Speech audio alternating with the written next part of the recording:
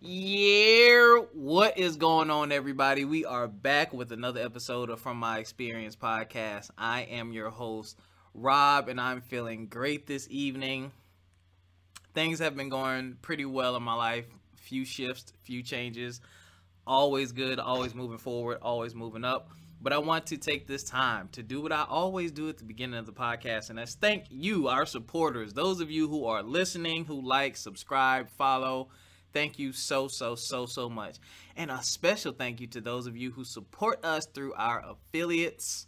Make sure you check out our Linktree link in the description and check out our affiliates. I am not alone this evening. I have the co-host with the most, who is always vibrating higher, Miss Jessica Fountain.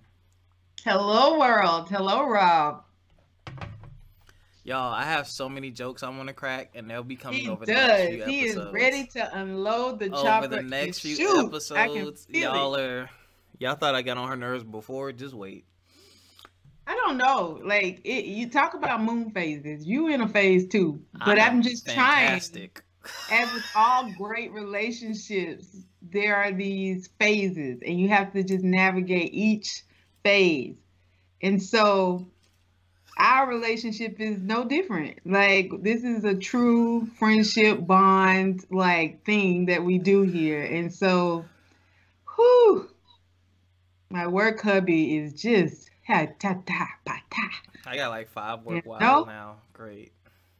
Oh, so this is like, what are we in? This polygamous relationship. Listen, I don't say anything. Y'all be snatching me off the market multiple times. Anywho. Ain't none of them supporting me when I won my award either. I ain't win no award. We have a special guest this evening. Reading through his questionnaire, I was like, yeah, I got some questions. Because I know that this brother's way of expressing himself in the art form that he is involved in takes a lot of mental capacity, personal passion, desire, and true love.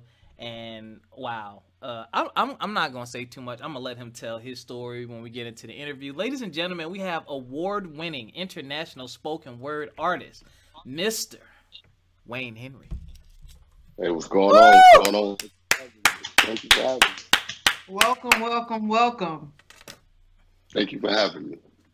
So happy that you're here. Took some time, but you know. Oh my God, people! The jokes on this podcast today. I feel like I should have probably brought a vest of some sort, like a bulletproof vest for the slugs that are coming my way today. I feel it, but anywho, no comment. Welcome to From My Experience podcast. So happy to have you here. What were you saying, Rob? No, I said no comment. Go ahead. Great. Well, we're going to hop right into this interview because you do have several accolades and awards as a poet, just using your art form and expression to inspire others and advocate from, mental health to social justice, all these different pieces. How did you get into poetry? There's a book I read in middle school called A Hero Ain't Nothing But a Sandwich, right? And we had to pair up and read it together. And I had a classmate who had, that was my first crush, and she liked poetry. So I would just plagiarize 112 songs and read it to them as poetry, read it to her as poetry. And then after that, I just really started writing, on my own. And I stopped maybe freshman year and picked up the pen probably about 6 years ago. Wow. Yeah. And you're really good at it. Your word choice, that's what I remember the first time. So we did a writing class together, and you came in a little bit later after the class had started, and this was with Rage. And I was like, wow, he can really write. And so since then, I've been following you and the rest of the Dallas Poetry Slam, just really great way of metaphors, some of your stuff gets dark for me, and I, which is good because it encourages people to feel, which I think people should feel. But I'm an empath, so I have to be mindful, like, of that barrier. So yeah, Rob, what? Your face. I'm listening. Oh, this is your fire. listening phase. Okay. I'm fired. Great. No, it was so about that workshop. Rage had the rest in peace, Rage. He had the White Bloody workshop, and he was like, Wayne, come to the workshop. Come to the workshop. I'm like, no, you on my team. Like, I beat you. Like, I'm not coming to your workshop. Right? He wanted me to come just to show other poets like you're never too good to keep learning, and that was kind of our thing. And I just supported anything the man did. He had like karaoke Tuesdays at Heroes. I'm there drunk as hell, front row, singing "We Can't Be Friends." Like, yeah, that was amazing. It is. So for those of you that don't know, Rage Almighty was an amazing poet and is one of your mentors. How did you and Rage meet? So it was the old Heroes in off Greenville Road in North Dallas, and I saw literally the night before he was on VH1's Verses and Flow. And that made me Google like poetry in Dallas, right? So I walk into the bar and he's sitting at the bar. I'm like, oh my fucking God, you're Rage Almighty.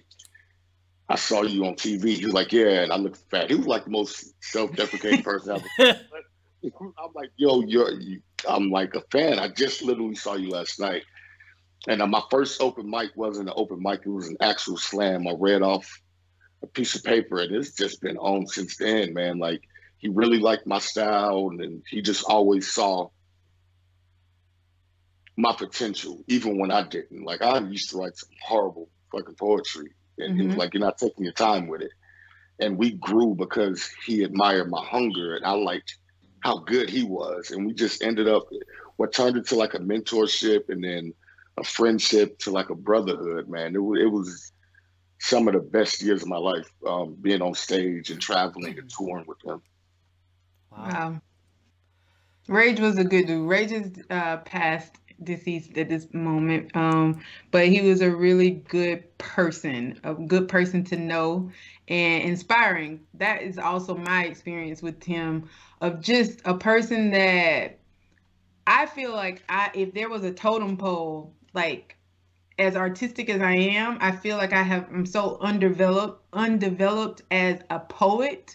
And so but he was able to, in taking your point of being seen and someone that can see your potential.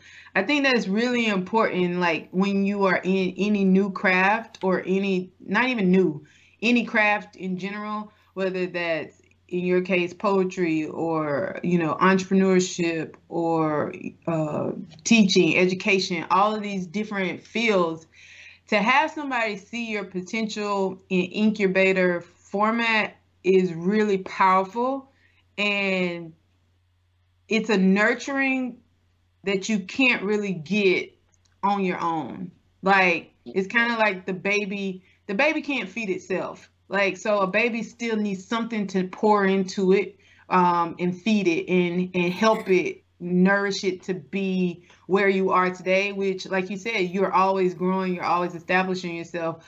But that's a really when we can be that, which is what I take away from Rage's life, is seeing people and hearing people and being able to pour into them, because he did that with me. He was like, no, don't, like, build on that, unpack that. And that's something I've learned to do. I hear that if there was anything else that I can see him saying that and hear him saying that, unpack it. Because there's so often in poetry we stop, and it's like, no, I need it gets uncomfortable. It gets uncomfortable for us to write. So you back out. And when you're writing, you like, it's such a vulnerable space. You want to get out of it really quick. And he was like, no. And so just that one sentence alone, unpack that, is what he taught me. And it was so bigger than poetry. Like, it's bigger than my writing. It's something I even when I'm having conversations with people, if I get stuck, if they're communicating to me, like it has just shifted my whole like mental state of like, give me more, unpack that, like where are we going, what is this? So yeah. Yeah, because again, I find I say that as well. Unpack that, like he's hammered that into my brain. Because so often, what the problem is, it's always just the tip of the iceberg. There's so much behind it. So once you remove it and actually get to exploring it, you realize, like, okay, it wasn't pain. It was joy that I didn't take for granted or took for granted. The human emotion is so crazy. So it's really important that we don't like just kind of pack it to the side and be like, all right, so sort itself out. Like, unpack it. That's the word. Yes. Right. Yes. I question for you. I kind of want to backtrack. Now, I know you said you started writing in middle school and said you stopped for how long did you stop for, and why did you stop? From freshman year up until like I was graduated in 2006. So from 2000 my freshman year, so that would have been like 2003, 2002, 2003. I didn't pick up a pen and start writing again until like 2015, 2016. I stopped because I just like I'm from South Central Los Angeles, went to school in Compton. Like, you can't be that dude walking around writing poetry. I was gonna ask you what life was like in South Central, man. So I was gonna ask you if that had an impact on you not being able to really fully express yourself. It really did, man. But I think that's a lot of Black families where I don't like the word product of my environment, but because I had an amazing father.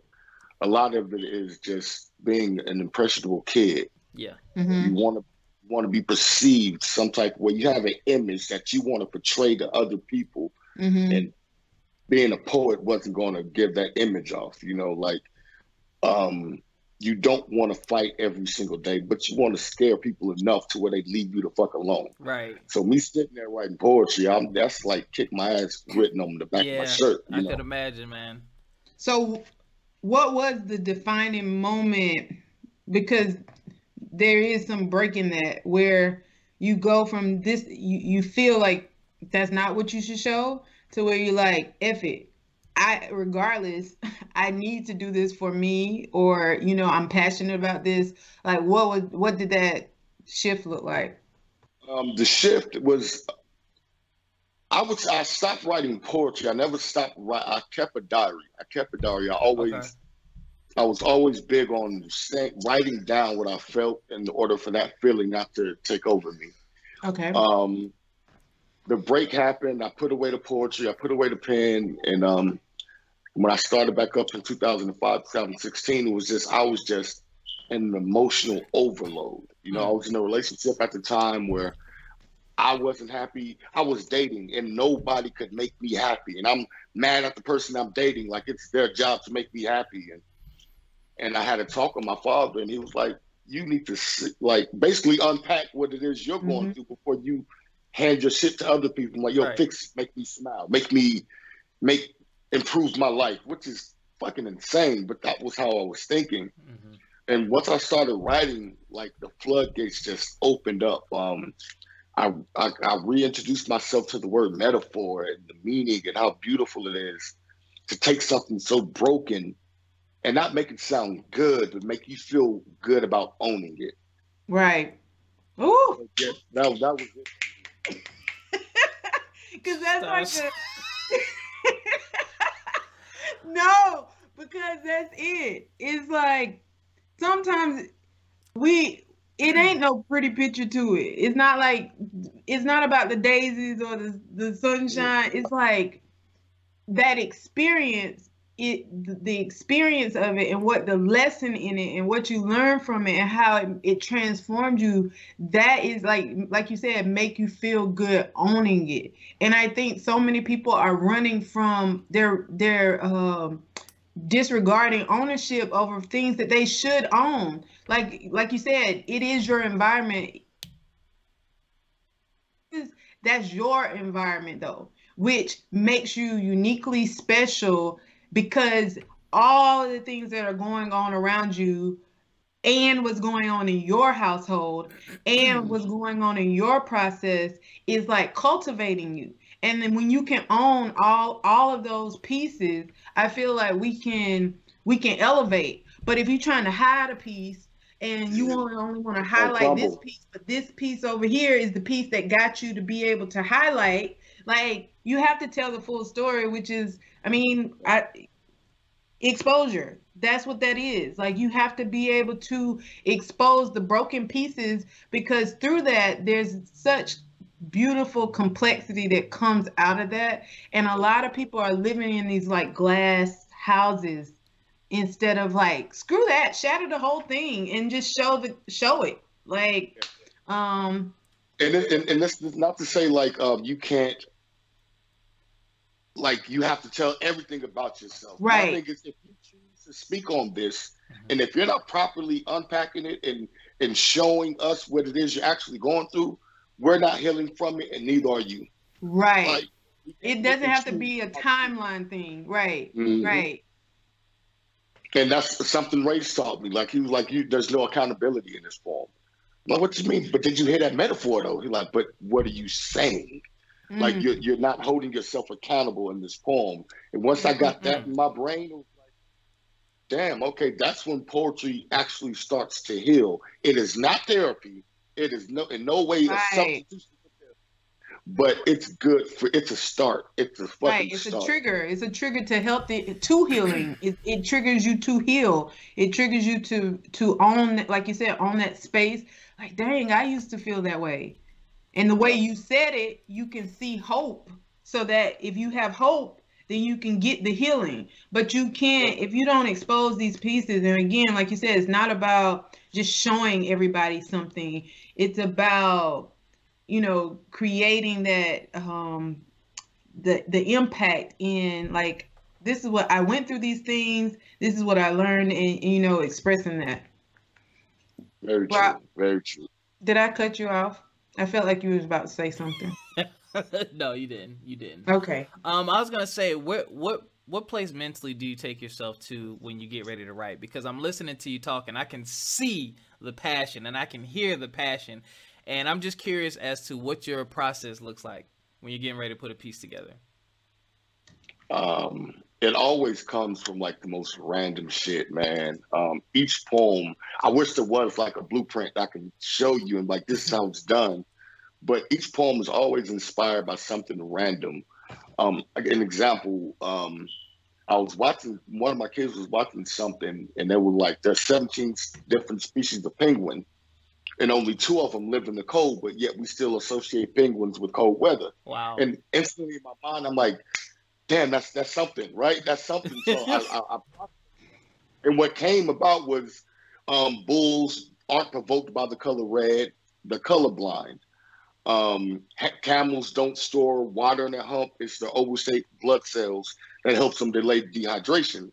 And it's funny how we hear things and think them to be true, like black men are suspect without any real evidence, just the hearsay. The stereotype, right? The poem that came out of it was just about being stereotyped.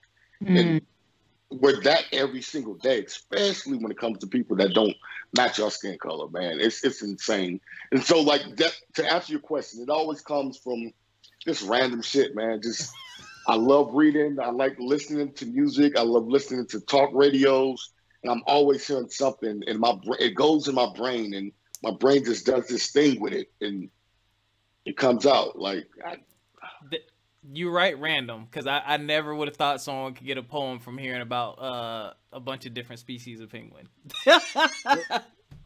It's insane, but when you realize that all poetry is, like, if you have to put it, like, poetry is something like this. It's just a comparison of something. No matter how deep the poem, if you're comparing it to something, And so once you realize, like, everything in this world, there's a lesson in it. There's something to dissect and make for yourself. You know what I mean? Like, some lessons aren't for you really, but every lesson, like, if you pay attention to it enough, you'll find something in there for you. Like, I tell my kids, well, what did you learn today at school? Nothing. We already did that before. Like, there's something in your day we're always learning. We're always learning. There's always something you can apply to yourself. Well, yeah. I got another question for you because we talked about environments.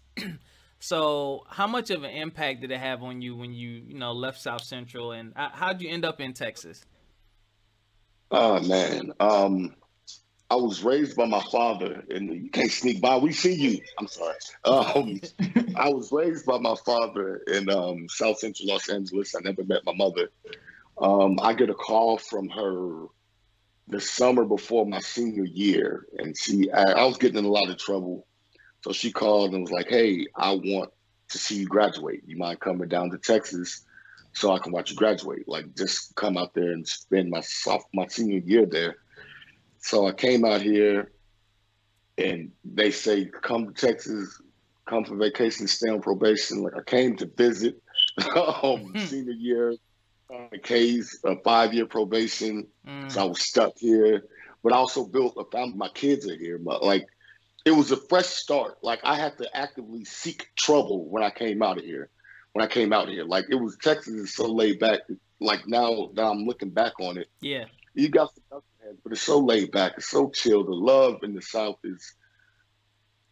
I would never move from Texas. Like, I would travel, but I wouldn't. I can't think of any place I'd call home. But I ended up coming out here, stayed for probation, and by the time I was done with probation, I had children. So, like, might as well start a life out here, right? Makes sense. Makes a lot of sense. I did want to ask you one more question because, again, I saw your passion when you were talking about, one of the people that inspired you, Rage Almighty. How did this passion impact your craft? Like, what impact did that have on you? Because I have a few mentors. They're all still with me, thank God, but I don't know, man. Like, I don't even want to think about that. And you've gone through that, and you talk about it being more than a friendship; it's a brotherhood. So, what were some of the things you were thinking and feeling, and how did that affect you? I was like, I'm never going to be on the slam team again. I'm done with Dallas poetry. Like, I really, but what I was in Albuquerque when I got the news of him passing. And I was about to leave Albuquerque to come back to Texas because I was touring. Let's just check on him and the family. And I just heard his voice in my head, like, "Get your money, nigga. Like, I'm dead, I'm gone, but that don't mean you can't stop handling your business." That was Rage's thing, like, never stop handling your business. I don't care what's going on in life. Take a break, but get back on it.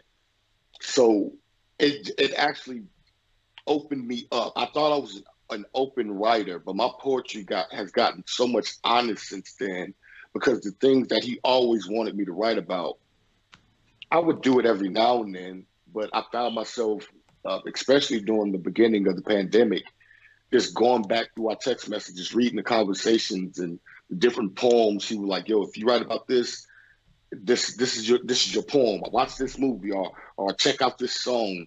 I just went back, and it was like I time traveled when he passed. I time traveled through our friendship. I scrolled all the way back to 2015 and just reading the messages, reading the little nuggets that I didn't even think was nuggets. Like, I took him for granted.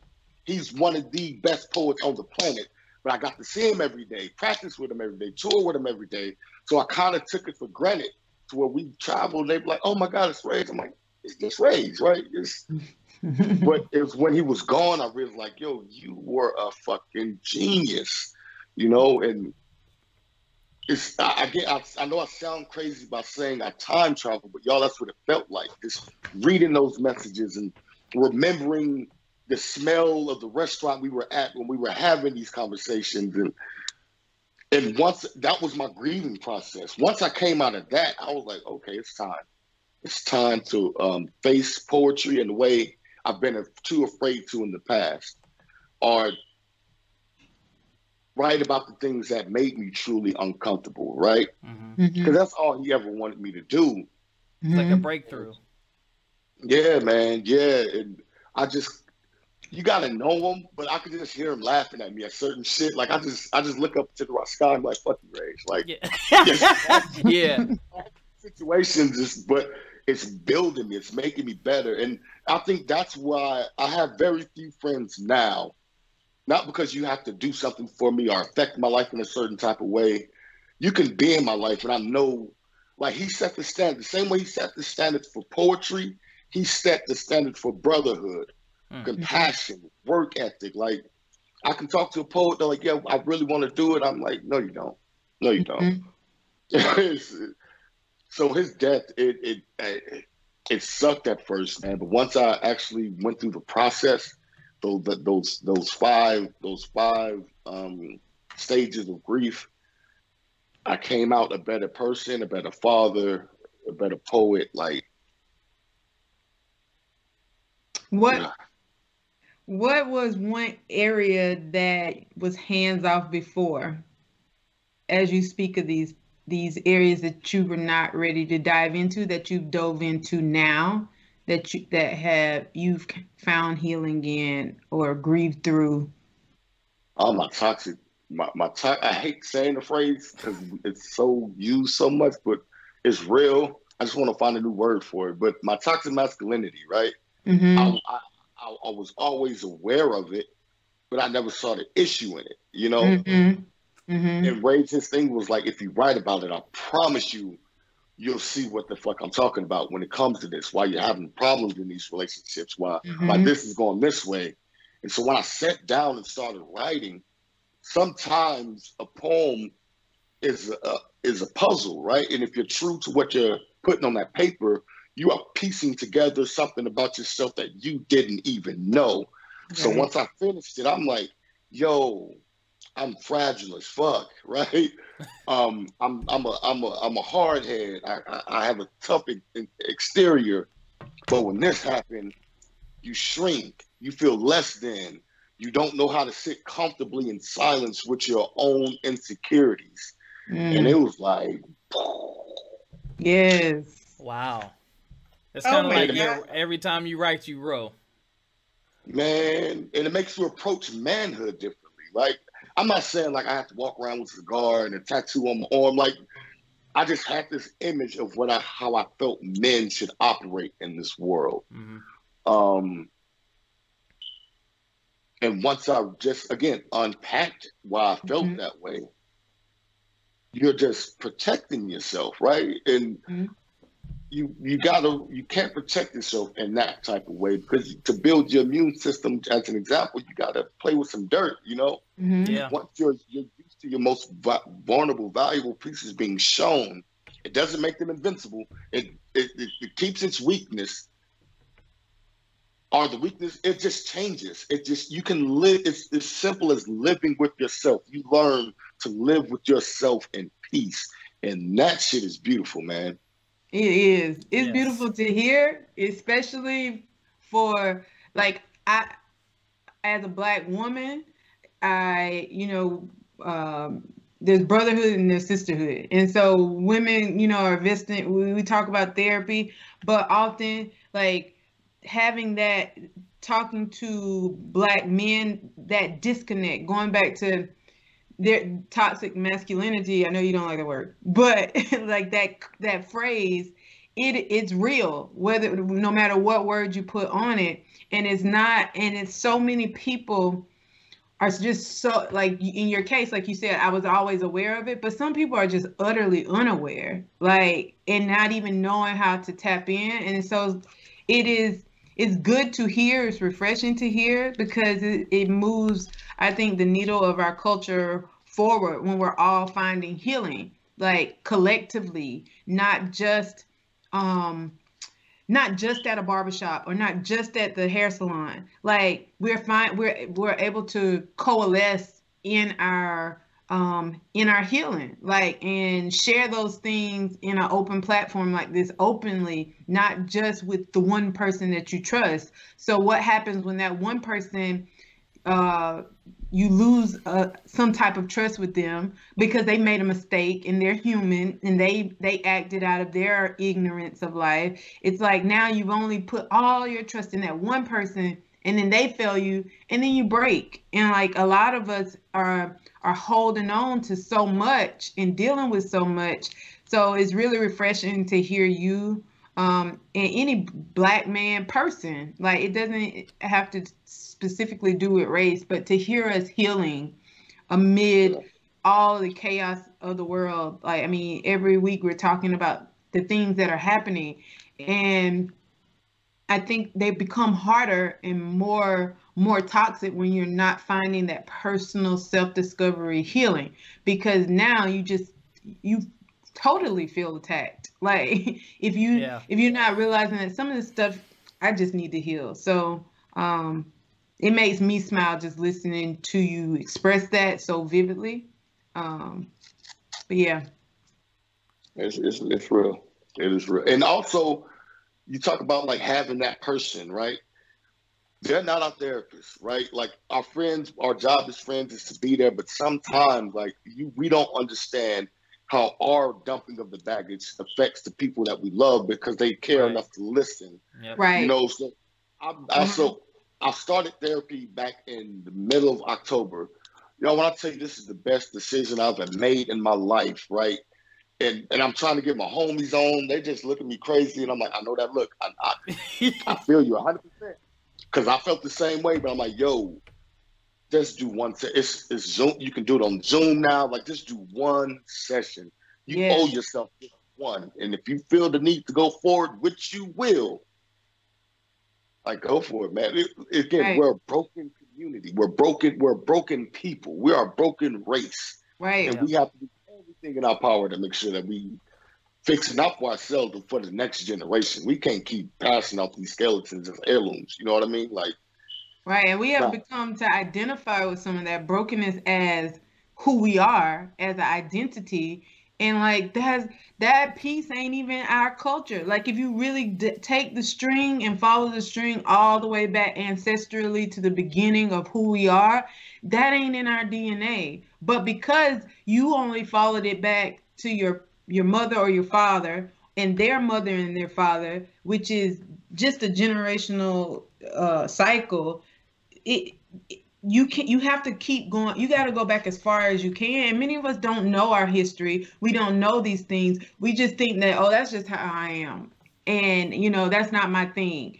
And I think you hit the nail on the head. Like therapy is really good because our friends and family, no matter how amazing they are, no matter how much, like me and Rob talk about this when like, can you handle this today or can you not? Like what do you have? Like, can you receive this? Because I might have something, he might have something. You going through, you don't want to dump on people because we all have our days. And even if their intention is to be there for you, they cannot be everything to you. Like you said, you can't find all of your happiness. A person can't serve you in all of your happiness. Your happiness is yours. And you got to find that. And you got to like connect with, now that I know what my happiness is, it's like a magnet. You go now link up with the person that can facilitate like that, like charge it, not deposit it.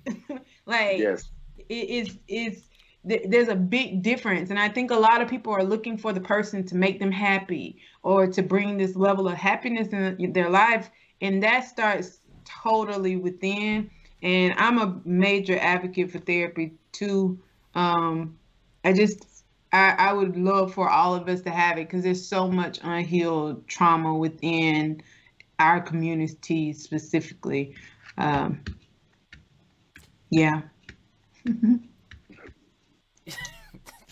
Yeah. All we can say is yeah, y'all. I want to get into. I know you say you're not big on titles or anything, but man, you have won a lot of competitions.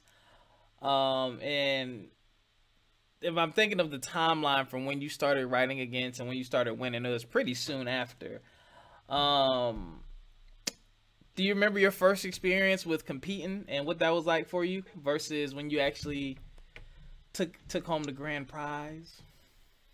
Oh man, the first time I got on the mic, it was a slam. Like I didn't know what a slam was. I just wanted to share it. So I do my tell the people what a slam is in case they don't know.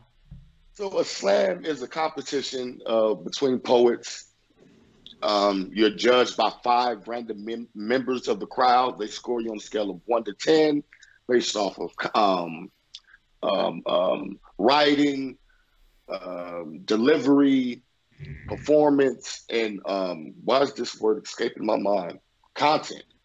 And they score you off that. And So that slam, I got on stage, did a poem. When I walk off the stage, people was like, 2, 3.7. Like, what the fuck? I just want to tell y'all about my day. Like, this was just like a quick 30-second poem, y'all. But from that point on, I'm competitive by nature, man. So once I realized, like, again, working under Ray, this dude writes poems. You just sit there like, how the fuck did your brain get to that point? You know, so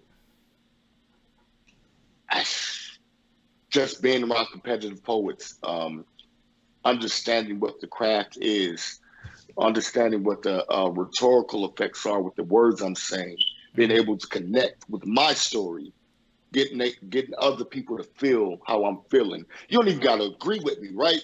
I promise, like, not to sound conceited or anything like that, but once I understood, my only job as a poet is to get you to understand what it is I'm saying. You do not have to agree with me. And once you get those 5 people in the room or the entire room to understand, when you walk off that stage and they say, huh, I get it now. You win. You have won. Yeah, clearly you have the winning formula. What moment stands out to you the most? With slam, I would say just being on the team, being on the slam team. Those are memories and moments. Like, it's fun to do it individually, but when you're on the team, you have to rely on your teammates to go up and score well too. Yeah. With just 2 or 3 man group pieces, and again, I'm gonna say his name a lot in this interview because he has so much to do with my poetry. But me and Ray were like Shaq and Kobe. Like, we would walk into tournaments and competitions. They'd be like, "Here these go." If Rays don't win, I'm a win. You looking at first and second place right here already. So it's just that work ethic of, and it's not about being the best. It's not about being better than other poets, right? That's where a lot of slam poets get it messed up. You have to be the best version of yourself. There's a wonderful poet named Ed Mabry. You cannot beat Ed Mabry by trying to do what Ed Mabry does. A lot of, again, the most authentic poems, the most agreeable poems, are the most poems that you can understand or relate to, and also the most authentic poet. Those are the combination. There's no like real formula to win, because slam is again, it's 5 random people in the crowd, right? Yeah. Like, their opinions really don't mean shit, right? But you got to score because it's a sport. But the most authentic poet, the most honest, open poet, that's what's going to win, because the judges, they stop scoring your poems after that first round. Now they want you. What about you? What sets you aside from everybody else in the slam? And once they find that, it's rap. You can go up there and say your ABCs. They'll score you well because it's you. Authenticity. Yep. So have you ever experienced stage fright and, like, going up, had a moment of that? And if so, what did you do to come out of that? Because I feel like a lot of people become intimidated going back to exposing themselves or saying pieces of whatever their craft is. They get scared to tell people. Yeah. I'll be honest, after my first time doing it, I haven't had stage fright. My mind is so set on my message. It's so occupied with dealing with my message that nobody in the room even matters. Like, when I'm doing poems, I'm not looking at people. I'm like looking at your forehead or around you or the light in the back of the room. Like, that's like, y'all seen the movie Soul, when they like the zone that you get into? I go into the zone. I don't hear the claps. I don't hear the cheers. I just hear my message. I hear my heartbeat. I hear my purpose. And walk off stage. And anytime that I do listen, the times where I'm up there and I'm just having one of those days where I can't sync with myself, that's when I mess up my poems. I'm looking at them, looking at me, and I'm thinking in my mind, am I saying the words to this poem right? I even said that on stage at one time. Like, am I saying this poem right? And my team's like, what the fuck are you talking about? Like your poetry, like you can be entertaining. You can be entertaining. I love being entertaining with my poems, but you got to have a special place in your mind and your heart when you step on that stage, because there's so many different variables that could happen if you're not in tune with what you're doing, your message. So no to the stage fright. Like, nah. Awesome. That's good. Okay. I only got one more question for you. I feel like we might need to have you for a part 2 because there's some other things, but I want to be mindful and respectful of your time. And I want you to talk about the people who inspire you. Now, you talked about Rage Almighty, but you also mentioned the mother of your children and your children. So tell us about how they inspire you. Oh, man. I'll start with the mothers of my children. Like my first night going to an open mic, right? Not even the first time, maybe like a month of doing poetry. I was like, yo, this is my future. I'm quitting my job. They was like, what? Nigga, what? I'm like, I know it don't make sense, but y'all trust me. Like, this is the thing. I mean, I'm looking 2 strong Black women in the eye saying like, hey, I'm quitting this 9 to 5 to possibly not make a lot of money for a long time. And because they've known me for so long, they're literally my best friends, man. They looked at each other, they thought about it, they were like, nigga, make it quick. Like, whatever you about to do, do it.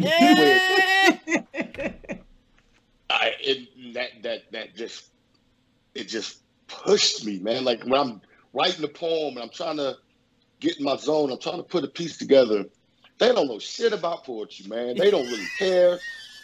But they'll walk in, like, oh, they ain't gonna win. That ain't gonna win it right there. I'm like, shit, you're right. I just go back at it. Wow, yeah. They just push me, man. And I have a poem dedicated to them on YouTube, man. It was without them, like, there's no me. Like, they are I got like 2 Michelle Obamas, y'all, but like not like in a poly way, but like 2 women, 2 strong Black women that want to see me succeed, man. Like, I cannot lose. You're not going to beat me in this slam because those 2 women want me to win. I have to win for them. Bye. Good night. Give me the trophy. I'm gone. You know, that's a different type of energy. That's like, Jesus Christ, man. And I didn't realize or appreciate them until after the breakups, right? Better late than never, but like, shit, I look back, I'm like, these women loved me to a fault. And now my job is making them proud, man. Making them like happy to be like, yeah, that nigga right there, that's the father of my kids. I chose him, and I do the same with them. Like, a relationship is kind of hard to be grounded, man. Like, I ain't got to take this shit, right? But yeah. They're my battery packs, man, and vice versa. They make me feel like I'm on top of the fucking world, man. Like there's nothing I can't accomplish. Because not a lot of people want to see Black men win. That's true. Not a lot of people want to see us prosper. They don't even want to see us happy, yo. Like, they hate to see Black men smiling. Yeah. And to have 2 people that want me to be the best version of me, again, not a lot of shit in this world matters as long as them 2 women. The second that they say no to something, okay, well, all right, what else then? Like, there's no discussion. You got me this far. They like my managers in a way, man. Like, oh, they're going to hear this interview and start popping their collars.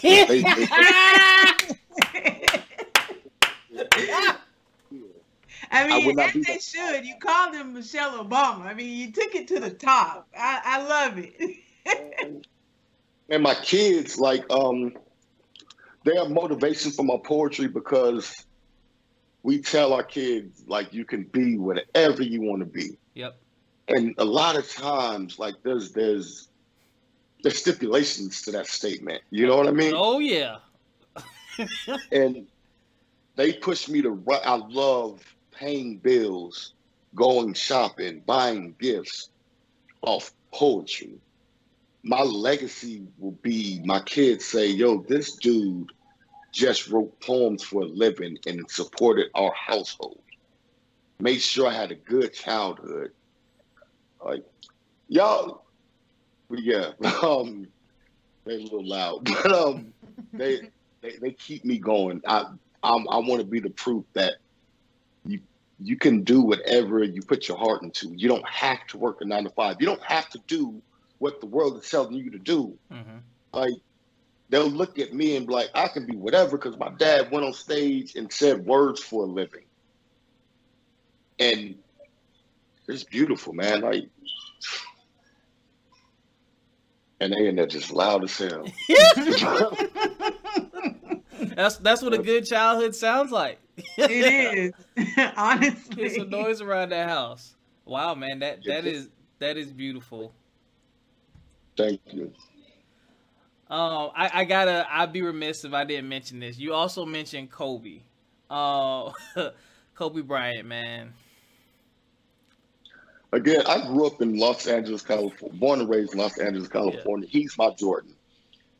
He came to my school when I was in like the 4th or 5th grade, and I'm like, he was like 18. And it's not even just a sports thing aside, right? He had not always made the best decisions in life, right? Yeah. I get from him to persevere, right? Even if it's something you brought on yourself, to always push forward, find healing in what broke or what broke you or whatever it is. But the Mamba mentality is to succeed. Give your very best trying to succeed. So when you fail, because you will fail, you'll be so hungry to get back up. When you do it half-assed, you get knocked down. Well, I'm going to lay here for a little bit, lick my wounds. But he had that Mamba mentality. It was always like further, more, better, be better than I was last season. The season before, like, it's a crazy mindset. You really got to be like insane. I know sometimes I'm insane when it comes to poetry slams. Mm-hmm. I'm insane when it comes to writing poems, when it comes to memorizing poems. Y'all had Crush on here. She'll tell you, like, I write my ass off and I can't stop, because if I stop, I don't know. I don't know what happened if I stopped, y'all. I don't even want to think about it. Don't stop. I pick up the pen and like something, even if it's one sentence, I gotta keep that muscle sharp, keep it ready, man. Like, because there's some amazing poets in this world, man. Some very beautiful poets with different stories, different backgrounds, and different writing styles. And I hear it, and I'm like, I can write my truth better than you write yours. Damn. That's what. You could say, yeah, I lost my dog, died, the mailman kidnapped my mom, all in the same day, right? I could write a poem about a pillowcase and win, because I'm going to go back much harder into what it is I'm trying to depict from whatever story I'm telling, man. And that's the Kobe Mamba mentality right there. Yes, sir. It's a little toxic at times, but you know. Can be. Jessica. No, I had a question, but you kind of answered it. Just, legacy was my last question for you, but I think you really wrapped it up with, your daughters, the mothers of your kids, just leaving a mark of, I did this using my passion, my purpose, my way. And I think that that's an incredible legacy to leave, and to do it in a way that is vulnerable, and the human aspect of it is not like, and not to dismiss, because we all have different talents, but not all of our talents require us to be vulnerable. And so poetry is something that required, in order to be good at it, like you said, you have to, that pillowcase, it might be stained with tears. That goes back to, a painful spot in your childhood, and you're just going so much deeper. But who wants to tell that? Like, truthfully, like, that's not the conversation that you're just in the middle of Target, you meet someone and you just tell them that. So to escape to that space of vulnerability, I think is a little bit different than being, a millionaire athlete, or just a player, or just a person that's playing a sport, but not showing that other side. And I think vulnerability. So I was going to ask you about legacy, but I feel like you already said it. So is there anything else that you would like, to leave with our audience about yourself? Anything you'd like to share? I would like to share. Follow me on Instagram, Dreadful Poet, Dreadful_Poet. But for any artist or anybody that has a passion, no matter what it is, poetry, drawing, Fruit Loop counting, like whatever, go for it. Like fucking go for it. I know that it's going to cost you a lot. All you can think about is what you're going to lose. But I promise you, if your heart is in the right place and you set those intentions daily, you'll thank yourself for it. Just go for it. Just fucking do it. I'm gonna steal Nike shit. Just do it. Go for it, man. Well, ladies and gentlemen, there you have it. Mr. Wayne Henry, thank you again for joining us, sir. Thank you for having me. No problem, no problem. And you already know where you can find it. Tell them where they can find you again. On IG, Dreadful_Poet. That's DREADFUL_Poet, POET. Yes, that will be in the description. And you can follow us at FME_podcast. We're on Facebook, From My Experience Podcast. There's a group. Join the group and please like the page. You can follow me personally on Instagram at complete, spelled with the K, _vision. Jessica, where can they find you? You can find me at Exposure on Instagram at EXPOZHER, as well as online at jessicarenee.com. Yes. Thank y'all again for continuing to support the show. We definitely know you got some gems out of this one. This brother will be back on because we still have a ton of questions to ask him. But until next time, ladies and gentlemen, take care of yourselves physically, mentally, financially, and spiritually. We'll see y'all next time. Peace.